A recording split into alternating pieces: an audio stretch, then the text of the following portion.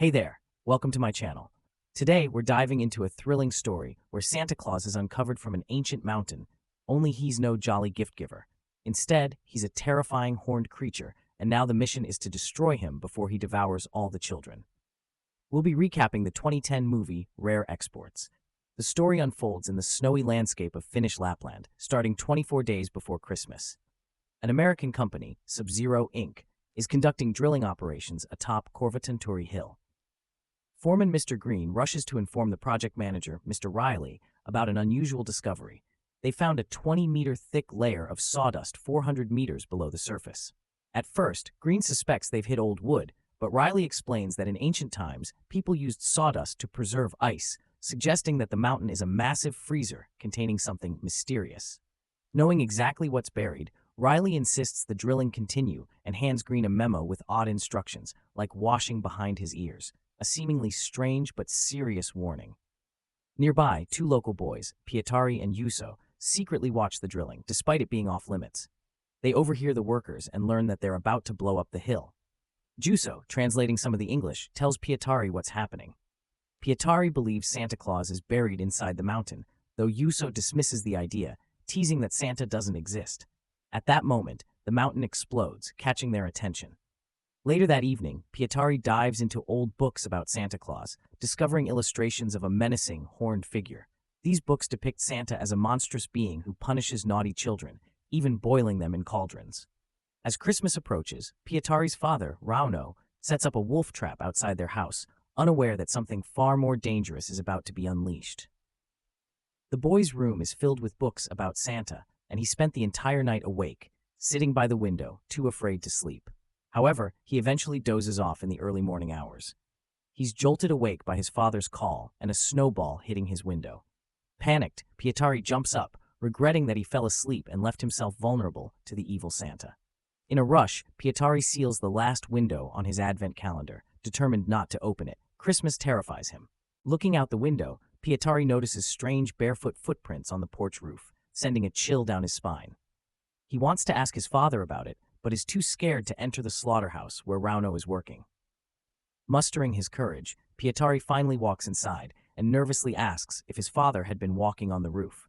Rauno dismisses the question and tells Pietari not to let his imagination run wild. He also instructs his son to get ready because they'll be heading out to herd reindeer soon.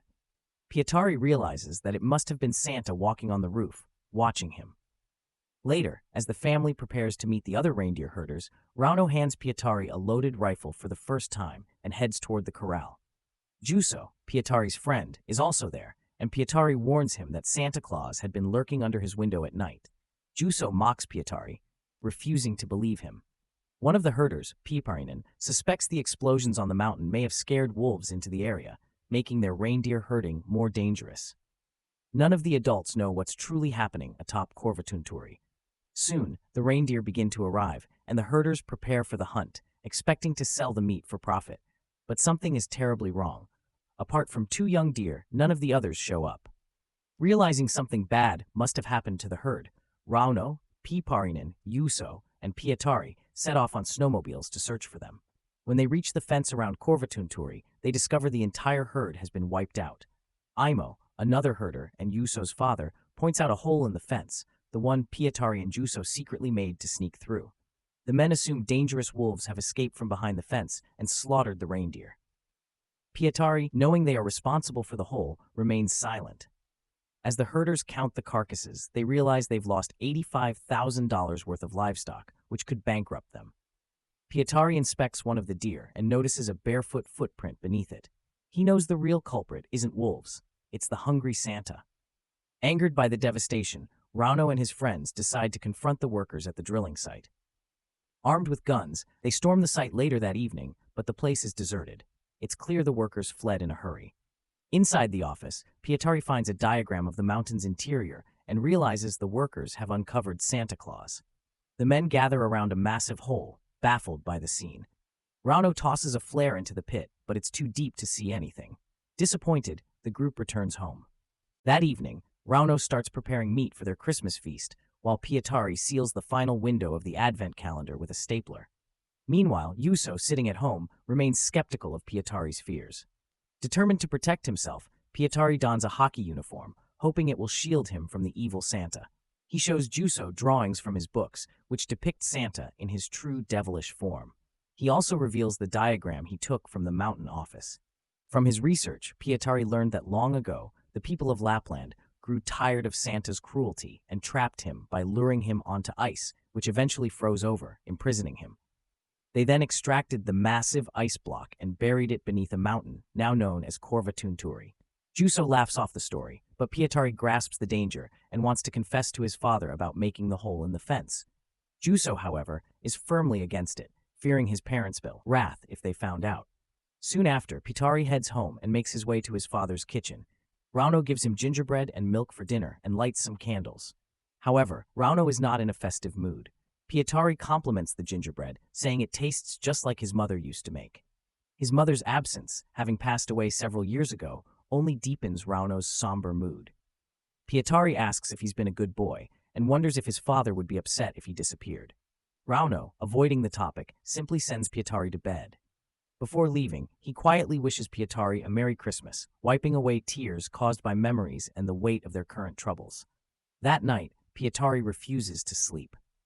Sitting by the window, he holds a bunch of keys in his hand, planning to let them fall and make noise if he dozes off, hoping the sound will wake him. Despite his efforts, the keys fall, and he eventually drifts off to sleep. Meanwhile, something eerie happens at Korvatunturi. The foreman, Green, urgently radios the manager, insisting on a helicopter for evacuation. The cargo they had extracted from the mountain turned out to be a living creature, terrifying the workers. But Riley, the manager who had left earlier, dismisses Green's concerns and demands the cargo be delivered to him. As they're talking, a mysterious figure appears on the mountain and wipes out the crew. Green is horrified when he finds himself face to face with a creature with bare feet. Christmas is fast approaching. Rauno, frustrated, pulls some burnt meat from the oven and shoves it back in angrily. While attempting to light the fireplace, there's a loud pop and a cloud of soot explodes into his face. His screams wake Pietari, who rushes to his father's side. Rauno, startled, grabs a chair and inspects the fireplace, discovering that Pietari had set a trap for Santa inside it. Rauno, thinking it's a ridiculous prank, threatens to ground Pietari, but Pietari rushes outside and freezes in fear.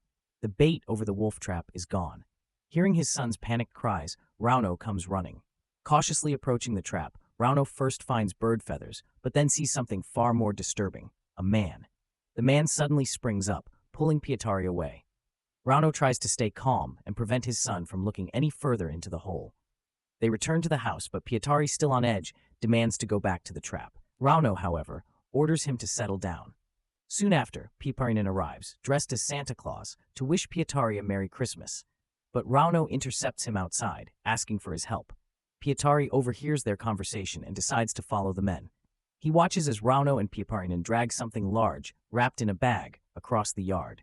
They bring the bundle into the slaughterhouse and lay it out on the table. It turns out to be an old, decrepit man with a long beard. In his jacket, they find an American passport with the name Ryan Green, the foreman from the mountain. Rauno is unsure of what to do. On one hand, the old man trespassed on their property, but on the other, Rauno knows the wolf pit is illegal. After some consideration, the men decide to dispose of the old man to cover their tracks. Meanwhile, Pietari, left alone, rushes to the wolf trap and jumps in. At the bottom, he discovers a sack containing a creepy doll. Inside the slaughterhouse, Rauno and Piiparinen sharpen their knives, ready to deal with the old man. But suddenly, the old man jerks his hand away. He's alive. He begins sniffing the air, as though tracking a scent. At the same time, Pietari peeks through the window of the slaughterhouse, observing the strange events.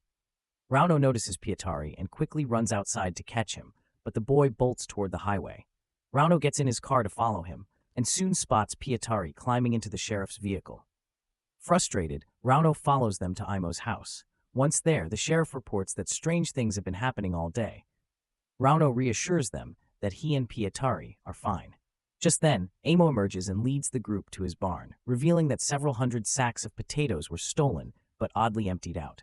The sheriff, puzzled, explains that various appliances, including stoves and heaters, have been stolen from most homes in the village, even knocking down walls to gain entry.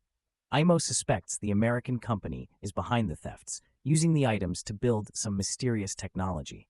Rauno tries to leave, but Pietari heads to Juuso's room, thinking his friend is still asleep.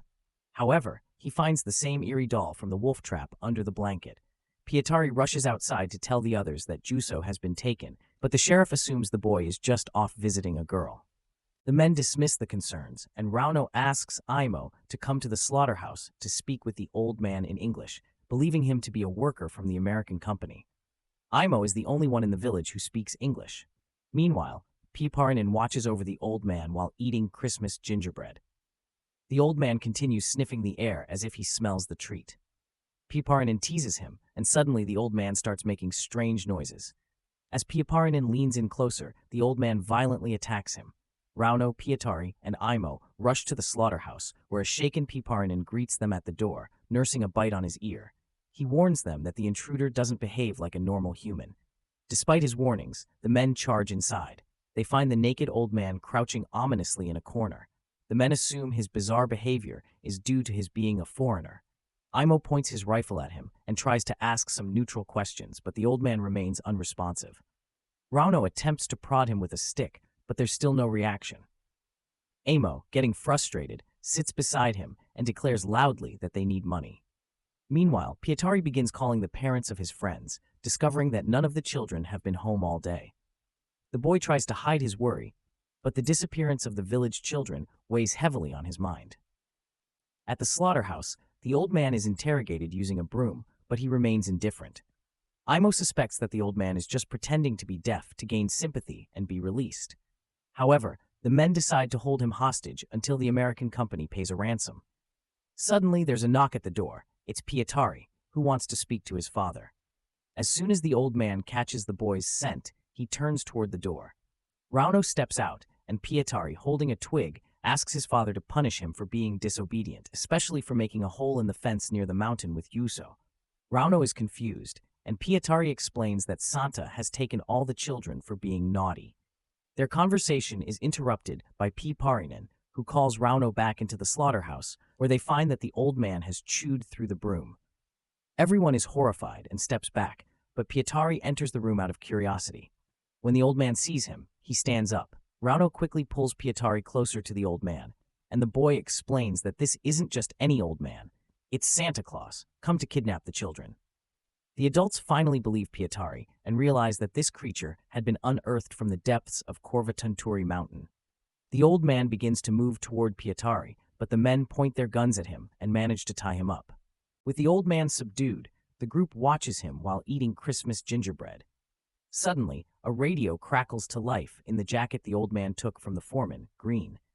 Riley's manager is checking in, unaware of what has transpired. He tells the men that a helicopter will arrive in half an hour to load up Santa. But the group has different plans. They respond, saying they're ready to deliver Santa themselves and negotiate a price. The men dress the old man in a Santa Claus suit and place him in a cage, preparing to take him to Corvatunturi. Throughout the journey, the old man keeps his gaze fixed on Pietari, eyeing him like prey. The adults discuss how much they should ask for, knowing they need at least $85,000 to cover the loss of their reindeer. When they arrive at the mountain, Imo finds his wife's hairdryer on the ground and wonders how it got there. His thoughts are interrupted by the arrival of the helicopter, and Mr. Riley steps out. Imo struggles to communicate in English, so Riley remains confused about what happened to his men and why these armed Finns are demanding $85,000. To clarify, the group reveals the caged old man dressed as Santa. Riley approaches, curiously touching the man's beard. While the adults are distracted, Pietari slips away and heads to a large hangar.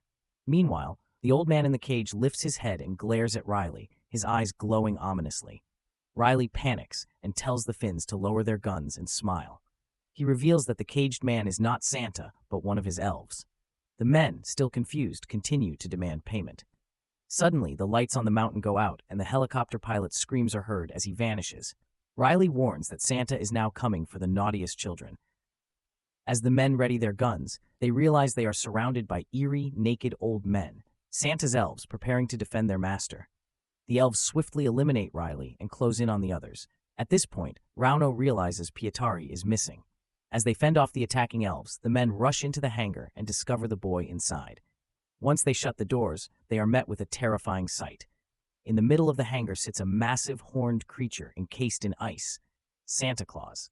The elves had stolen stoves and heaters from the villagers and brought them to Santa's lair to melt the ice, and it wouldn't be long before he was free. Next to the ice block are numerous bags, and from inside, the men can hear children's voices. The elves had captured the children for their master, so he could punish them when he awoke. Juso is among them, and upon hearing his father's voice, he begins to cry for help. Imo rushes to the bags, desperately searching for his son, while outside, the elves are breaking down the hangar doors. Rauno and Piiparinen turn off the heaters and try to block the entrance with them. Imo eventually finds Juso and embraces him, but the ice surrounding Santa begins to crack dangerously, though not enough for him to escape, yet. In the midst of the chaos, Piiparinen panics, convinced that no one will make it out alive. The adults are frantic and the children are crying, but Pietari remains calm and starts to devise a rescue plan. He spots a hole in the roof of the hangar, and an idea forms in his mind. However, no one can hear him over the noise. Desperate to get their attention, Pietari fires a shotgun into the air. The room falls silent, and everyone turns to him. Pietari explains that as long as the children are in the hangar, the elves won't stop coming. Santa must be destroyed, and there's dynamite stored in the hangar that can do the job. The adults quickly agree to follow Pietari's plan. Piiparinen, who knows how to fly a helicopter, steps outside carefully, armed with gingerbread. He distributes the cookies to the elves, who are immediately distracted and greedily start eating. Seizing the moment, Piiparinen makes a run for the helicopter and takes off, maintaining radio contact with Pietari. The children in the bags are placed into a cargo net, which is hooked to the helicopter through the hole in the hangar roof. Pietari grabs onto the net as well, insisting that all the children need to be together for the plan to succeed. Rauno and Imo stay behind in the hangar to do their part. As they watch Pietari flying off in the helicopter, they are amazed that such a young boy is leading them. With the helicopter lifting the children away from the mountain, Pietari instructs Piiparinen to hover over the forest to lure the elves out. The elves, smelling that the children are no longer in the hangar, begin chasing after the helicopter. The plan is to use the children as bait to lead the elves to the empty reindeer pen, where they can be trapped. Back in the hangar, Rauno and Imo drill holes in the ice block surrounding Santa and insert sticks of dynamite into the holes. Admiring their work, they decide to take a small souvenir. Using a chainsaw, they cut off Santa's horns, thinking they might sell them for a profit later.